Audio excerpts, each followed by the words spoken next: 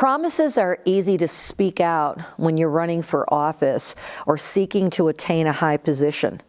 However, Jesus reminds us in Matthew 7:15, "You shall know them by their fruit, not by the words that they speak."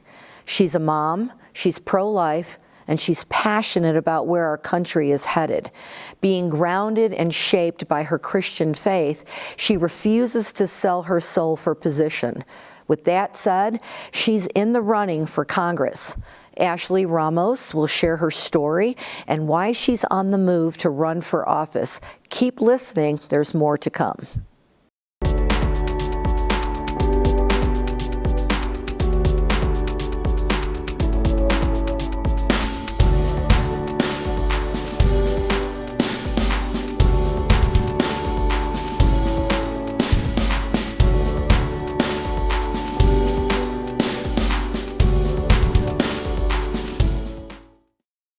Well, hi friends, welcome to the Everlasting Love Program. I'm your host, Barbara Karpuzian, and so glad to be with you today.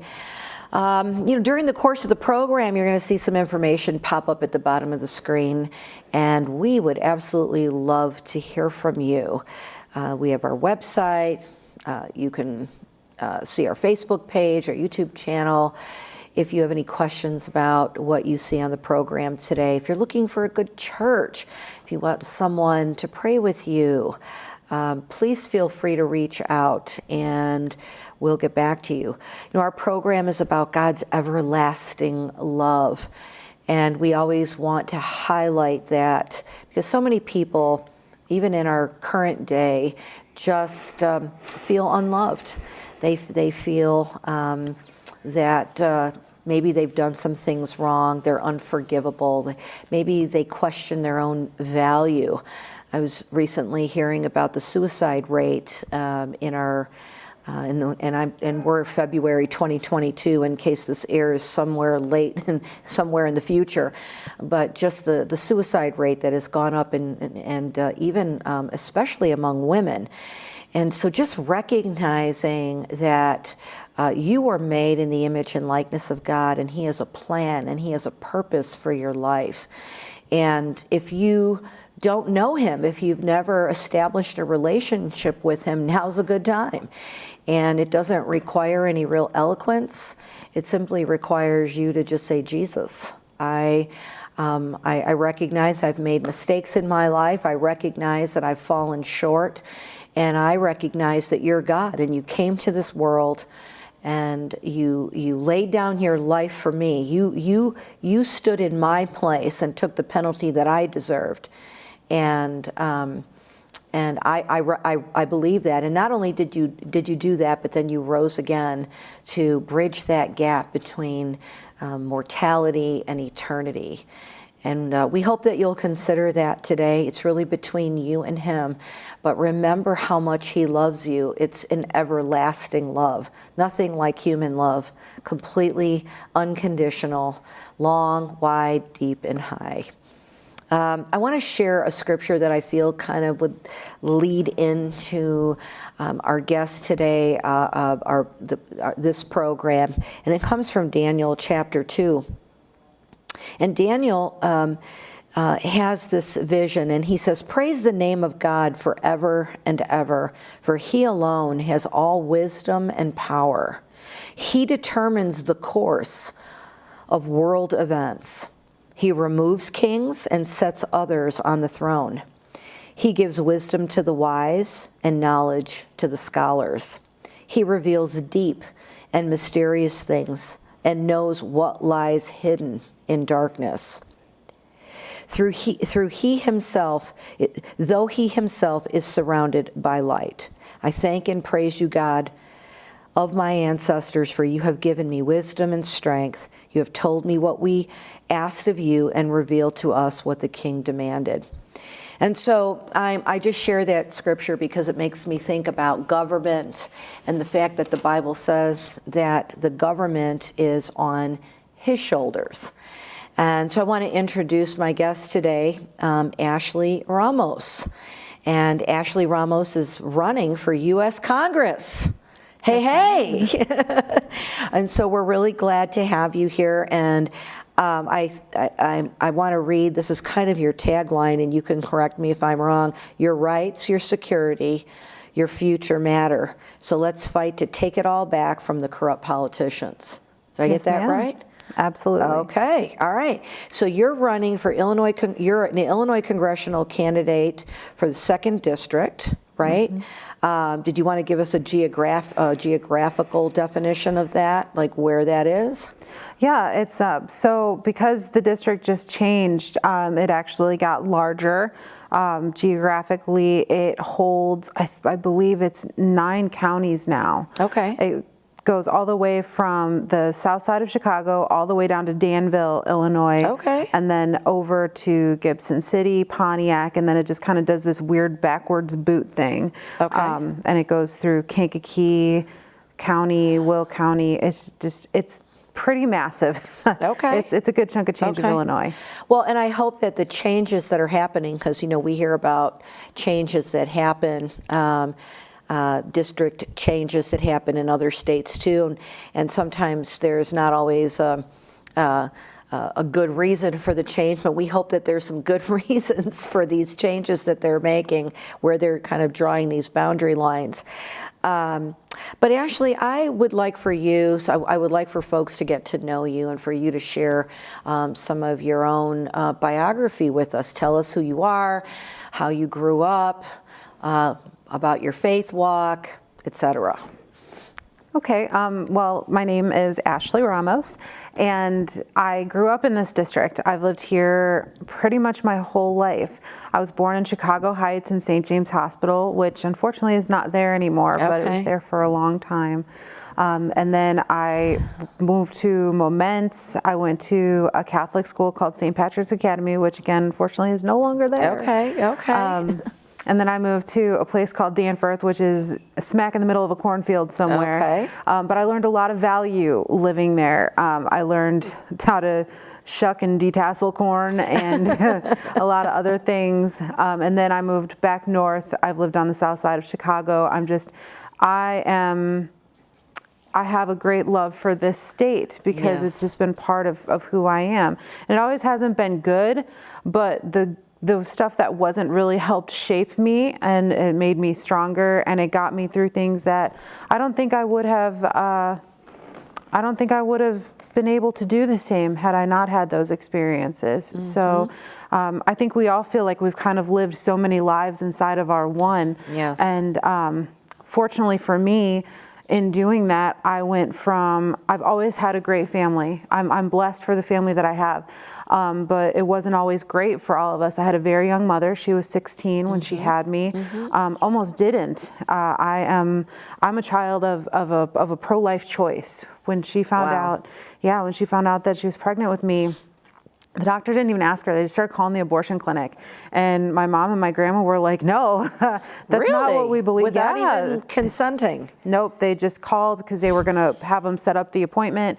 And my grandmother and my mother said, no, that's not what we believe in. And they got up and they walked out. And God bless, I don't know if he's still alive today, but God bless Dr. Vaziri. That's the doctor that they went to. And he gave birth with my mom to me and then my little brother. So glad you're here, Ashley. Thank you. Yes. Yeah, so go ahead. So you're, thank God it was an aborted abortion. Yes, I'm very blessed. And because of that, I'm very strongly pro-life, and that's why I wear my life pin. But I'm an advocate. See, that's one of the things that I feel like is really important for people to understand. When you're pro-life, in my mind, as being that child that might not have been, the system that we have in place now, it doesn't really, they say it's pro-choice, but it's really not. Mm-hmm. There's really no choice when all you're saying is you should give up life. Where is the psychological counseling? Where are the options? Yes. Where is the consideration of not only what could you be as a mother, but what could your child be? What accomplishments can we have? And a lot of the argument to that is, well, what about all these terrible situations that women could end up in or experience they could have that end in pregnancy? Well, that's between 1% and 3% of abortions. Very small. It's not worth taking all of these unborn children and lopping them into these very slight circumstances that could come about. Well, and many of those who might have been a product of rape or incest and were allowed to live have testimonials and are grateful that even though they were a product of a rape or incest, that they were given life. And I know that recently, too, the parental consent for minorities was, for minors, was lifted, right? And I'm thinking, so if you're under 18, you could be 13, you could be 12, 14, you could have an abortion without even getting parental consent. Yes, and while people think that that's somehow giving freedom, it's really not. You just pigeonholed a child for the rest of their life to considering themselves as potentially a murderer. How are we not talking about the psychological ramifications to a child at that point who now has no guidance? They're constantly living in fear that they made the wrong decision. There's so many things that come into play that we're not considering, that the conversation really needs to be had. And what about, to me, pro-life also means, why aren't we talking about before we come to this decision, whatever happened to just telling children, your body is precious. You are precious to God and to yourself, and you're an investment. You know, your soul and your body are both investments that until you are an adult, you really don't have the capacity of understanding how you should be invested in. Right. So why don't we wait on that? Yes. Why don't you just let yourself feel precious for this short period of time in life that you have where you get to just think about yourself? Yeah. You know, I think it's interesting, and I might be wrong on this, but I thought too, like in Illinois, that if you're a minor, you can't even consent to a sexual relationship with somebody who's, let's say, over like 18 or older, right? So I'm thinking, you're considered a minor in that situation, and thank God. We're not advocating for that, but yet you can have this blind procedure, surgical procedure done to your body as a 12 or 13 or whatever I don't know what the threshold is for the age, but I know they're minors. Without getting any parental consent. Correct. That's scary. Yeah. And it's life-altering, physically and mentally. Yeah. So thank God, your mom and grandma chose life. Yes. And for that reason, you're here. And now you're a mouthpiece for that. So that's part of your platform then. Yes. Okay. Yes, and I want to break the stigma. That's why I said I want to break the stigma that pro-life means that somehow you're taking away a choice from a mother. You're not. Actually, you're giving her the choice. You're giving her a choice of life. You're giving a baby a choice of life. If there's anything that's really pro-giving a choice, it is the pro-life stance in my mind. Okay. So that's really important to me. So then talk about your own growth, and because you talked about being born on the South Side. I was actually born on the South Side too, little Company of Mary Hospital. Okay. So talk about your growing up in Chicagoland.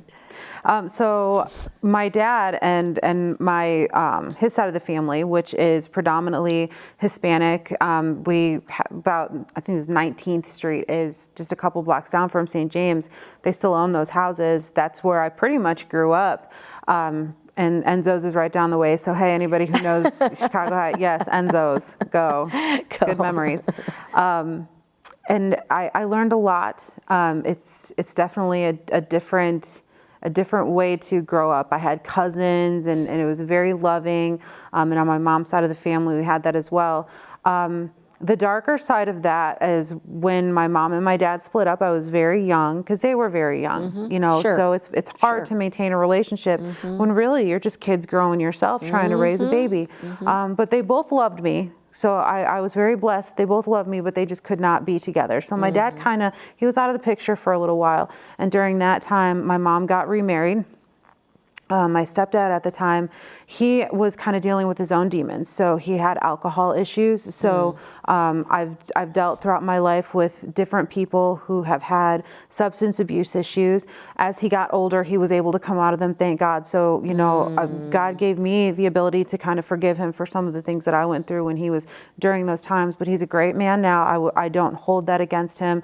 That forgiveness really does set you free. Yes. It's worth it. Yes. But what that did though was dealing with those issues actually gave me the strength and want to help others even more than I already did. So I do a lot of community service work with people who have substance abuse issues, homelessness, all of these different things, because I know where they've been on both sides. You know, I've seen both ends and I've watched people struggle with their demons, and you can't fight that with darkness. It has to be light and love. So, but if I had never experienced some of the darker parts of my childhood, I would not have been able to do that later in life. So everything happens for a reason. It has a purpose as long as you allow God to work through you. To redeem it. Yes, and create those things. Yeah, that's good. So what does that, you talked about community service. Can you expound on that a little bit? What does that look like for you? So throughout my life, I've done different kinds of community service, whether it was just picking up trash, going to old folks' homes and just kind of hanging out and working with them. And then when it's actually quite recently, when the riots happened in 2020, I was watching the TV and my chest just hurt. And I was like, oh my gosh, I have to do something. And I started a nonprofit called Back the Blue Events, and I traveled all over the state and then all over the country. I was at almost every major riot bringing first aid to first responders who couldn't get it because streets were blocked and all these crazy things were happening. So I witnessed both the best and the worst of humanity in those moments. And after things kind of quieted down and we didn't see those huge riots anymore, I continued to do that work with first responders, rebuilding relationships and communities. So, that's awesome. Yeah, so it was an excellent experience. It's something I still do today. So I still have my nonprofit. I still work with first responders. So you have do you have a team that works with you, or like volunteers, or Yeah, I have volunteers, and actually all of them are the walks of life are so amazing, and I have to give a shout out to Emily Cahill. She's amazing. I have to bring her up in this because she is actually a former addict herself who got out of prison and said, I want to support the police because they didn't make the choice to do what I did. Okay. I did. So she has been through almost everything with me and is a huge advocate for police and first responders. We have people who are actually from different countries from Poland, actually. I love it. Yeah, so Lola and her husband are amazing. They're great volunteers. Patty, she's just a regular housewife. I mean, just all kinds of people from all over that come together. So I just had to give a little shout out. You got to do that little hey there. Yeah, that's okay. Because they've been there from the beginning. So I have a really great team. But I love your heart in that because there are a lot of people that would say, oh, I can't do anything here. What can I do? Just me. But that there was this innovation and this kind of heart that I got to do something, and then you put some action to it and created this not-for-profit. So that's awesome. I love it. Okay, so your mom gets remarried, stepdad is dealing with alcoholism. You see that, and now we hear some of the redemption part of it too. And what else? What happens next as you're growing up? So because before I got to the redemption part, there was that area that was, for lack of a better way of saying it, shaded gray, where I questioned a lot of things up to and including my faith, because I think, and you said it earlier, people kind of question when these bad things happen, like, where is God in all this? How could he let these things happen? But then I kind of realized my son was really my step back to God. He was, because I realized that even when things were hard, you get these amazing blessings when you stop looking at yourself in a victimhood mentality and start seeing things as a perspective of, okay, you have to allow these blessings. You have to see past the hard work into what could potentially become. And I got that blessing from God with my son. I was 19 when I got pregnant. I was 20 when I had him, and he has a learning disability. But struggling through that as a single mother, it was really hard at first, and I definitely for his sake, I wish that I could have done better. But as a first-time mom dealing with these things by myself, sure. it was a learning experience for me too. But now that he's older, we get to talk about, some of the ups and downs that we had, and this crazy journey we call life together. And I wouldn't have it any other way. It's just been great, especially now that we can look back and say, we made it through all of these things. Yes. Bless him. Yeah, that learning disabilities, some of us have everything, together, and, our abilities, our cognitive ability, and we screw up too. So, I mean, it does, has blessings on that, on your son, and the relationship that you have with him, and the future that he has, right? Yeah. So, great. All right. So you have this, you have your son, and you talk about how he was such a blessing to your life, and where do we go from there? So I've been with the same person for quite a few years now, and he actually, when I wanted to start my nonprofit, he told me, he said, you have to remember to keep the mind frame that we were just discussing, and he told me he was leaving to go with our boys, because he has a son too, to take them to football practice, and I was going to be home alone. And he said, you need to have this conversation with God. He said, and just remember, if 3 women could start BLM, because that was at the time, it was the riots, he was like, you can do something. He said, Ashley, you just have to do this. So those were his words. And I said, you know what, you're right, I'm gonna have that conversation with God. And I did, and then it started. It's ironically, I had 2 women call me because they saw that I had made a post about going to defend the Columbus statue, and they said, we were already talking about doing something like this. Can we join you? Oh, 2 women? So, yeah. There you go. There's your 3. Yes. So I said, all right, we're going to do this. And it was a huge success. We had about 1,000 people. The papers only said we had 300, but Actually, they're that's biased. awesome. Yeah, it was fantastic. And Mark Curran was there. I know he's been on your show. Mancow was there. We had just all kinds of people from all over the city came out to defend Chicago. It was really a great experience. And then it kind of went from there.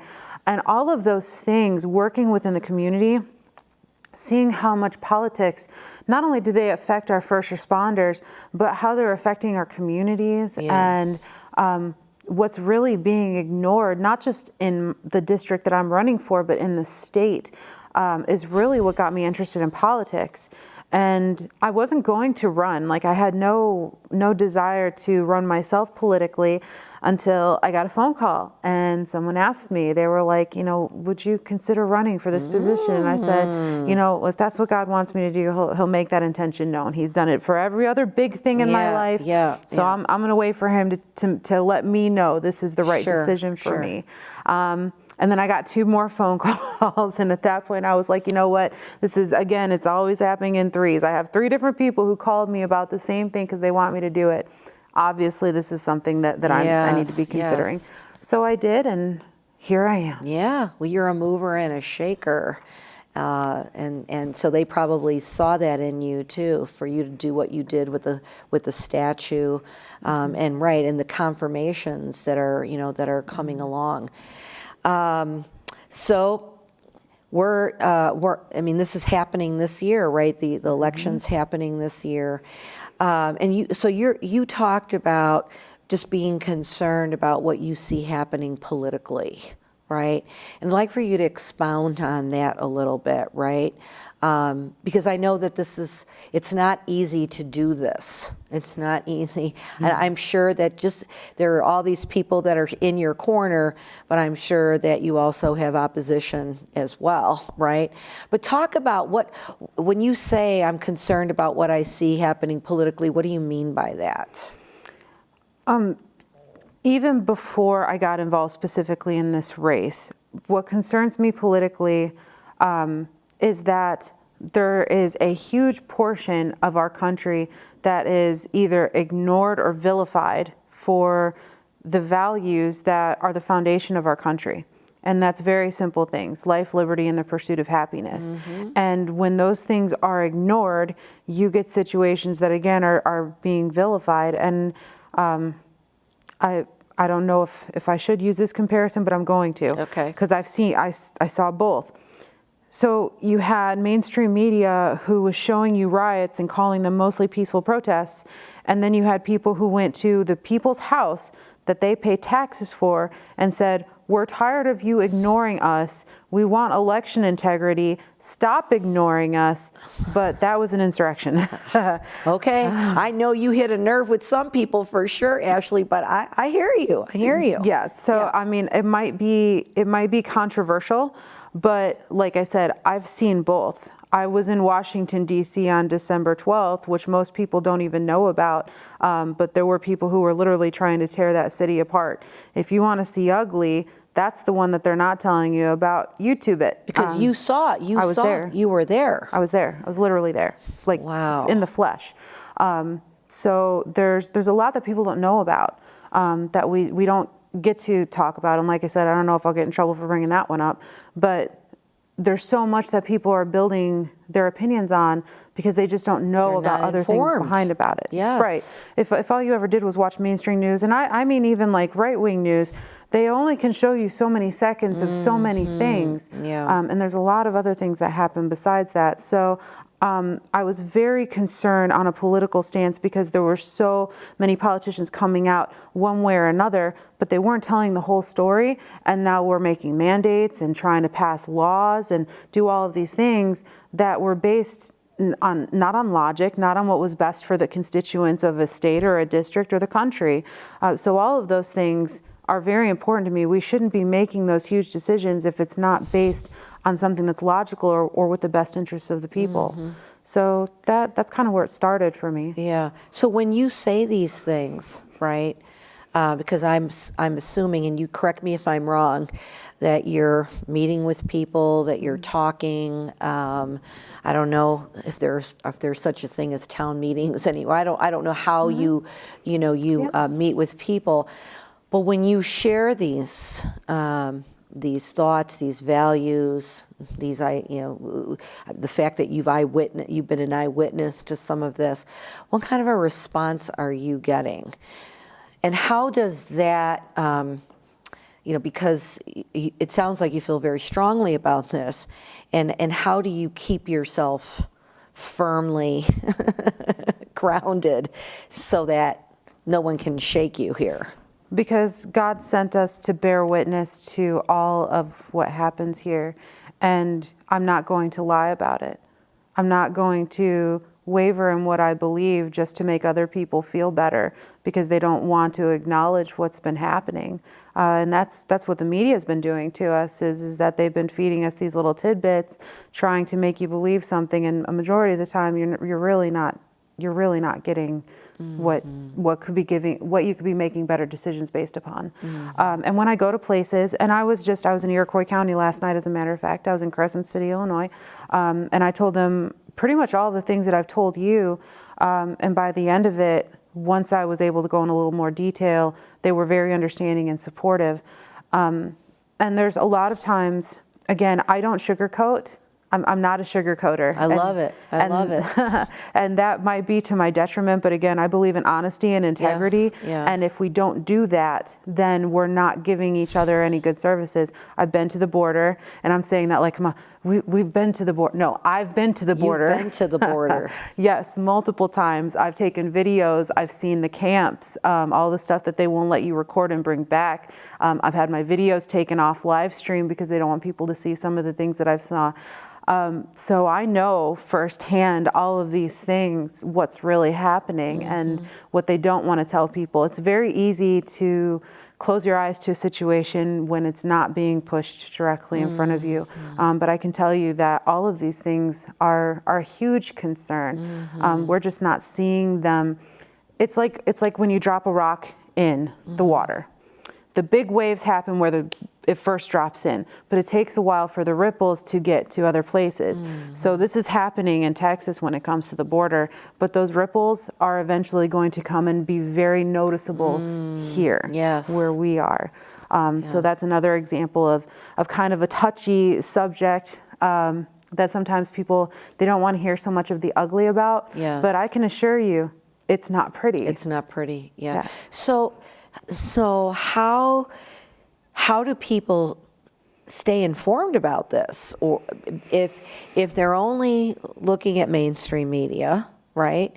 How would you recommend for folks to become more informed, where they're really getting the real picture? Stop just watching mainstream media. Okay. There's a lot of content out there from people who have made it their life's mission to live expose. And I'm not just saying they're just telling you, oh, well, believe me because I'm telling you.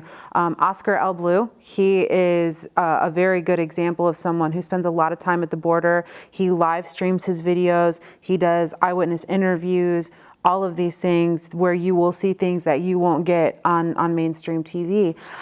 If you go on to YouTube and you YouTube December 12th, Washington, D.C., you are going to see things that you would be very surprised didn't make mainstream news. I almost died in Milwaukee because when there were people out who were advocating for voter integrity, not like they were trying to stop the vote. This was before the votes even went in. This was just people standing out there saying, hey, we want our people, because you're supposed to have a Democrat, a Republican, and an independent monitoring the votes for them to go in. They weren't letting Republicans and independents in. So there were people out there just simply stating, we want our advocates in to make sure that the votes get processed correctly. There were mobs that came after us just for standing out there with them. They tried ripping the handles off of our cars. They were police. It was nuts. But you never saw any of that on mainstream. So these are all the things, if you go and you look at non-media biased platforms, if you look for these things, you will find them. And it's kind of a rabbit hole, because once you start, you're going to find all these other things that aren't mainstream talked about. Yeah, wow.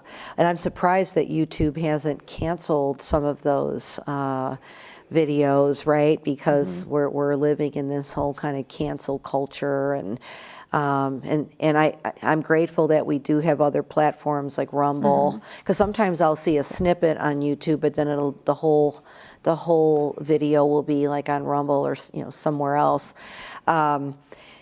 So you talk about voter integrity, and I think that's my biggest concern, right? Because I have parties that are emailing me and calling me. I'm talking about both sides, and emailing me and calling me, and I see this ground game that that they've fired up, but I'm still very concerned about voter integrity, even in our own state, right? Because I know every state does this differently. In Illinois, I don't even know if you can, once you've cast your vote, if you can even go back and see the record of your vote, right? So I'm wondering, what are we doing to ensure that we do have voter integrity? Because I see what happened in Virginia, and they rocked it and ensured, right, that there was going to be integrity at those polls. So what would you say about that, Ashley? The best way that we can have voter integrity is, number one, go back to paper ballots. That would be fantastic if we could get rid of the electronic voting, because no matter what, it's fallible. It can be manipulated, more so than even a paper ballot. And number two, we need to have more election judges. We need to have more poll watchers. We need to have people who are willing to advocate for the integrity of people's votes. Right now, a majority of poll watchers are over the age of 60. So can you imagine what it was like at the last election? And again, I was there, I bore witness to this. You've got people wearing BLM masks that are, 6'2", looking very intimidating, telling little old people, get out. What would you do? What would And that's not even allowed. And we're all so. That was on mainstream media. They showed pictures of that happening. But I mean, that makes me think that we have politicians that are behind all of this. Politicians are servants. right? Yes. I mean, they're servants of the people voted them in. And somehow, some way, it seems like we've gotten away from that. You know, I heard a governor from another state saying, "Oh, the people aren't our clients," and I'm thinking, no, but the people voted you in so that you can serve the people, right? And listening to both sides, and so it really concerns me that we would have one side that thinks that they have this like intimidating power to cancel people, to intimidate people. What are we going to do about that? On a political standpoint, absolute power corrupts absolutely. Yes. And that's where term limits come in. I do think that term limits on a federal level and a state level should be different because of how it needs to work. I believe that federal terms should be shorter simply because we're not supposed to be doing all of the things that we're doing on a federal level. A majority of the laws that Fed is trying to get into, they really should be state run. So states, to me, should have longer term availability so that people can get more done, but really should have limits regardless, just to make sure it keeps people from, temptation. And that would also help because then you couldn't have lobbyists that would be so intent on throwing so much money to create career politicians. And once you do that, it really is just a slow breakdown. Once you start breaking apart those monopolies, the other ones will tend to fall apart too. And that's where you get more, integrity, people wanting to actually shoot straight, because then you can't be a career politician anymore. Now you've really got to run and do things a little bit more straight-laced. So I think all of those things play a part with one another. But on a local level, if you want to help, become an election judge, become a poll watcher. Don't wait for your grandma to have to go stand up against, somebody who's going to intimidate her or make her feel so uncomfortable she can't do her job. Yeah. Because that's what happened the last time. Yeah. And it was, yeah. Yeah. It's crazy. Well, so when you think about this political agenda that's out there, that includes some of the corruption that we're talking about, I guess I wonder what's behind that agenda, right? Whether it's politicians that are selling out, right? Because it makes me feel like, so are you doing this, not you, obviously, but, are you doing this for the money and the power and whatever? But like, what's behind this agenda to really kind of shut the other side out and not allow for this, for democracy to have its place? So this is purely opinion, okay, because there will be some who argue with me about this, but I truly believe it starts with money. And I've seen that happen. There are people, and one happens to be my incumbent, who has taken hundreds of thousands of dollars from pharmaceutical companies like Pfizer, Johnson & Johnson, GSK, Walgreens is one of the major distributors of the vaccine. Are we allowed to use the word vaccine? Some places they don't want to hear the vax word. We still have free speech, don't we? So yeah. So and it's not that we're not taking a position on it, right? Like we're not saying if we're saying it's your body, your choice, right? That should be what it is. But if you're taking money from the company that's pushing the vaccine, that's the problem. That gives you an agenda. Yeah. And so I was discussing that actually at a recent meeting, and I had a woman tell me that, well, better the vaccine company's money than hers to run this. And then I couldn't believe she said this because this woman was a conservative, but she says, sometimes you have to sell your soul to win the position that you want. And I looked at her and I said, I'm sorry, Jesus owns my soul. It's not for sale. Yeah. Did you say that? I did. And then I did a Facebook Live about it later because it really it astounded me that she would say that. And anybody who has an ounce of faith would never, willingly sell their soul for something as useless at the end of the day as money. And at the end of the day, we don't take it with us.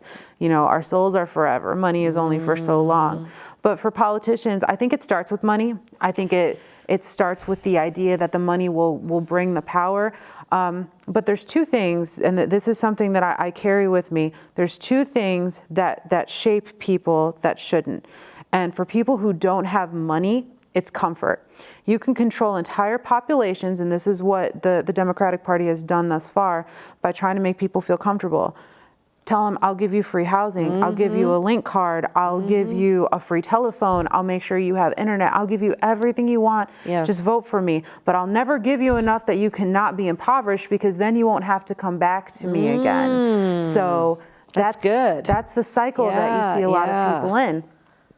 So for people who don't have money, comfort is their vice, and it puts them in this vicious cycle of... Wow, Ashley, that's good. Yes, and for people who do have money, the vice is power, because money eventually, once you've got so much of it, you just don't care about it anymore. It doesn't give you that same high. You know, if you don't have God in your life and you don't value life, then what do you need after that? Well, first it's money, and then money can't be your drug anymore, so then it's power. And that's why you see these people in power doing these despicable things, because the thing, and this is where God comes in when you have a God complex, the only person who has true control over life is God. He controls your soul and what happens to you, but people who have this power need, they can control people's lives, and now they're doing it to an entire country. But because they think they're God. Yes, and that's where we sit now. That's the lie of you know, Satan, right? That that was the lie in the garden. Well, you know, you can be like God. You know, that was his issue. He wanted to usurp God, but there's only one God, right? And so we see politicians living that out with mandates, with unjust laws, with this ideal that somehow liberalism of the flesh will set you free. It will not. If that was the case, we wouldn't have higher suicide rates, drug abuse, all of these terrible things that we see our country deteriorating into.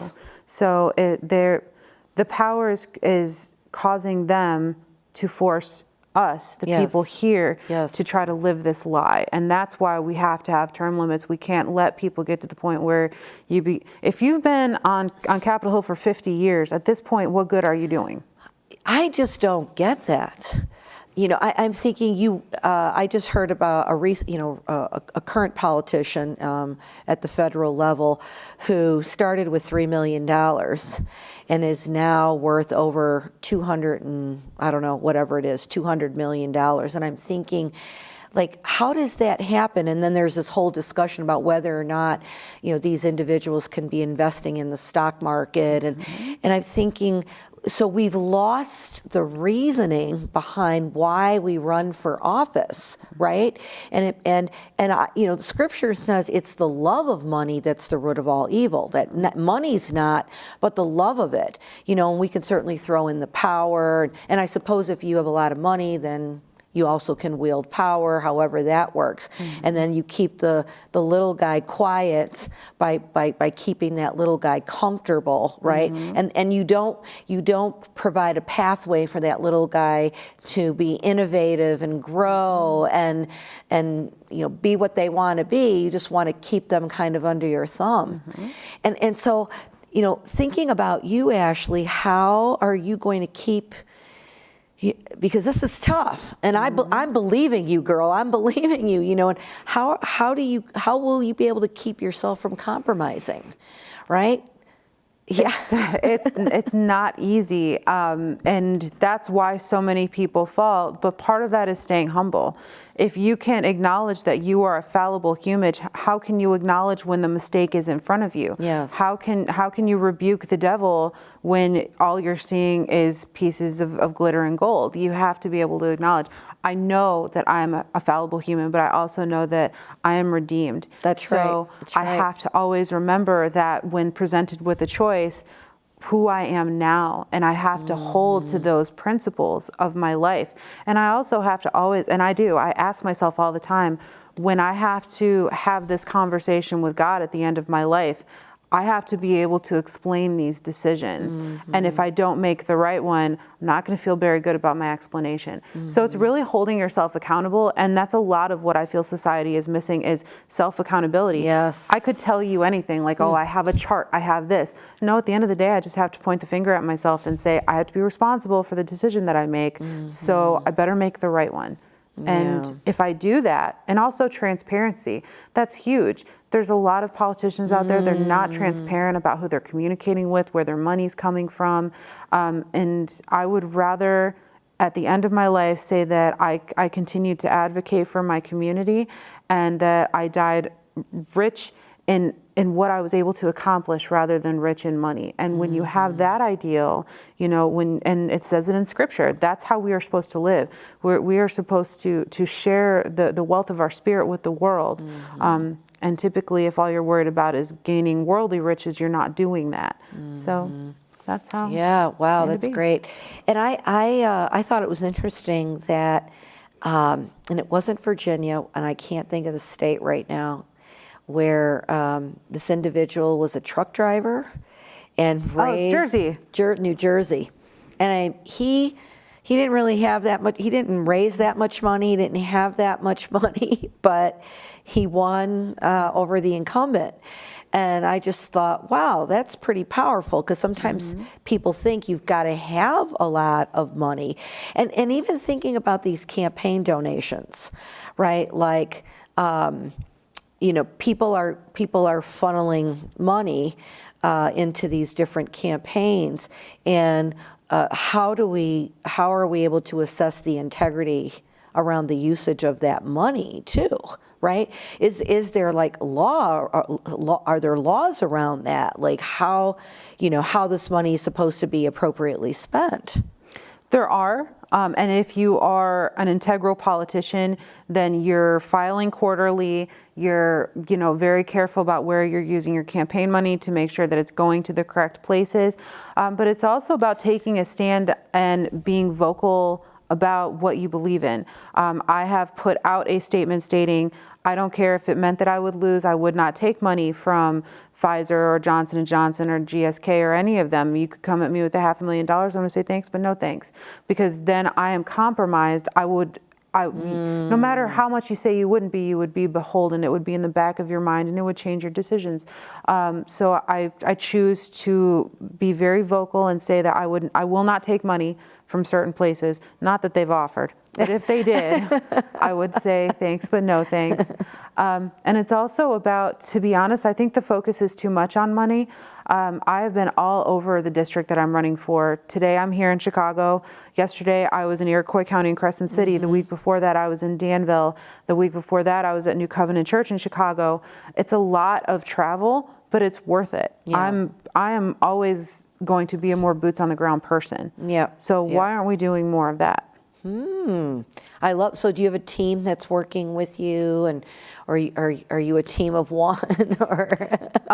So the people around me that are supportive, and they are very much like my family, including my family, are very supportive, but I do the traveling. If there's an event, I'm the one that's there. And if I can't make it, then I will have people that will go and, they'll advocate and they'll put my stuff out. But if I can, I try my very best to be the person that's sitting in that hot seat. Mostly because I know this sounds crazy, but I actually like to get grilled because it keeps you sharp too, right? It keeps you sharp and it keeps you honest. Yeah. And I want to make sure that everywhere that I go, people understand this is what I stand on. Yeah. This is what I say, for better or for worse, whether it's pretty or ugly. This is what I mean. I mean what I say. And this is my experience as well. I feel like I said, some of what we've talked about here today, it's not always pretty, but people need to know and understand this is what we're getting into. Yes. Whether it's me in that seat or not, these are the things that are happening in our country that need to be addressed. Yes. I mean, even the crime that we see, the increase in crime, we talked about the voter integrity. You talked about the border, or election integrity. You talked about the border. Of course, right now we're just seeing inflation, incredible. We can probably talk about our education system. We could talk about a lot of things, right? You brought up the mandates, all of those things. So there's a lot that's going on right now, and We need change agents out there. You know, you said that you were blessed to have your son. Well, he's blessed to have a mom who's willing to be a person of integrity, right? And to be a voice. And I love that you're a single mom. I love your story, because what that says to people out there can't make excuses. Well, you know, well, I'm this or I'm that, or I don't have this, or I have. It doesn't matter. If you're called, you're called. Yes. You know, and like you said, your story can have an impact on others. Like when you're standing up in front of those people, they're looking at you saying, she's one of us. Like she gets it, you know, and that you availed yourself to going to the border, and you said multiple times. You availed yourself to going to some of those riots and seeing firsthand what actually was happening there. And I think on your website, you should probably put out some of those outlets, right? And like OAN, I know, is One American News. I think they put a lot of good stuff out. But like even outlets out there, or you mentioned an individual that that is sharing the truth, right? We don't need anecdotals. We want truth, right? So kudos to you for that. And I want you to tell the audience anything you want to tell them right now about just your, you know, I know you've already told us a lot, but like those kind of final words, like, you know, what you want to see happen. And I believe that if you don't get in, because you said that there's still something out there that you're going to be doing. Yeah, you're going to be moving and shaking and breaking and whatever. You're going to be doing something out there that's going to be making a difference. But go ahead, Ashley. My message has not wavered very much. It is trust that God has an intention for you and listen for it. Make sure that the decisions that you're making are based on, you know, what God has as your best interest in mind. And once you do that, you will start seeing blessings that you would have never thought you would experience in your life. That was one of the best decisions that I ever made, was to say, Jesus, you might not be able to take the wheel all the time, but your hands will always be over mine while I've got them on the wheel. Because that's really how we live. Your hands might be holding the wheel, but Jesus has his hands over you. And that's how we need to live. You know, we have to make these decisions. He can't force us to, but he can be an influence always, so that we're making the best decisions for ourselves. And be part of your community. Yeah. That's a huge one for me. No matter what, don't lose touch with the people around you. Start taking a notice. Hold your people in office at all levels accountable, whether it's local, state, or federal. Hold them accountable. Start asking questions. What we really need to do, this is so important, is be aware, be active, be part of your community. Because once you do that, again, you will start seeing changes. And that's what we need, is positive changes. And so, Ashley, in just a couple of sentences, why should we vote for Ashley Ramos, who is running for U.S. Congress? I just want to reiterate that. She's running for U.S. Congress, 2nd District, 2nd Congressional District. And she's already shared a whole lot about herself and who she is. But in a couple of sentences, tell us. God gave me an intention to fight for the people, for our life, liberty, and our pursuit of happiness. And no matter what, I will always come home, and I will always be an advocate for the people of my community. Okay. Well, you heard that. You heard that. And I think we may have put up a website. I'm not sure if they put up a website, but Ashley Ramos, I'm sure that if you looked her up, you'd find her. It's actually electashley.ramos.com. That's so easily. Elect Ashley, and I think I see it up there. And she says, your rights, your security, your future matter. So let's fight to take it all back from the corrupt politicians. Go, Ashley.